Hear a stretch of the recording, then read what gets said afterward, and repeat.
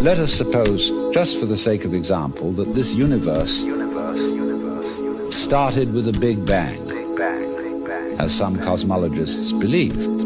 Now, when that bang happened, it was the present, wasn't it? The universe began in what we will call a noun. Then it goes on doing its stuff. And always, when any event that we now call past came into being, it came into being in the present, out of the present. That's one way of seeing it. That's one way of seeing it. But before we get further involved in this, I want to draw your attention to a fallacy in the very common sense idea of causality, that events are caused by previous events, from which they flow or result necessarily. To understand the fallacy of that idea, we have to begin by asking, what do you mean by an event? Let's take the event of a human being coming into the world.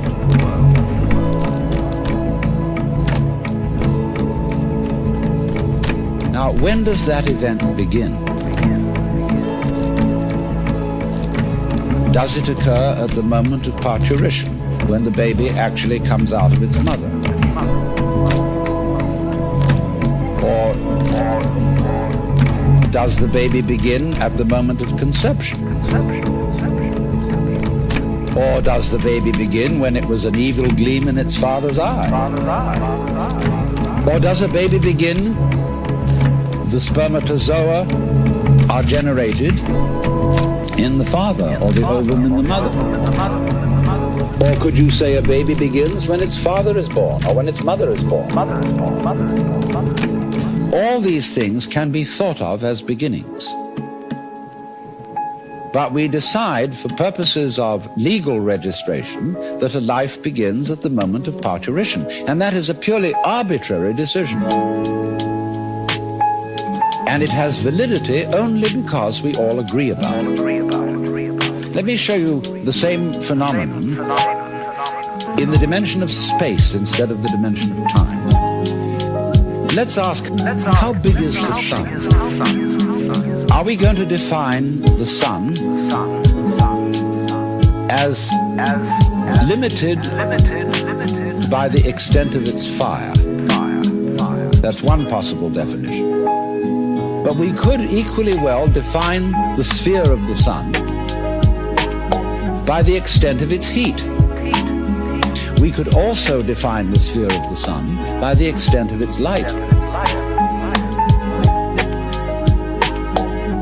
Extent of its light. And each of these would be reasonable choices, except that it's rather difficult to keep track of the extent of its light, because we're inside it. And therefore we have arbitrarily agreed to define the sun by the limit of its visible fire. But you will see by these analogies that how big a thing is, or how long an event is simply a matter of definition.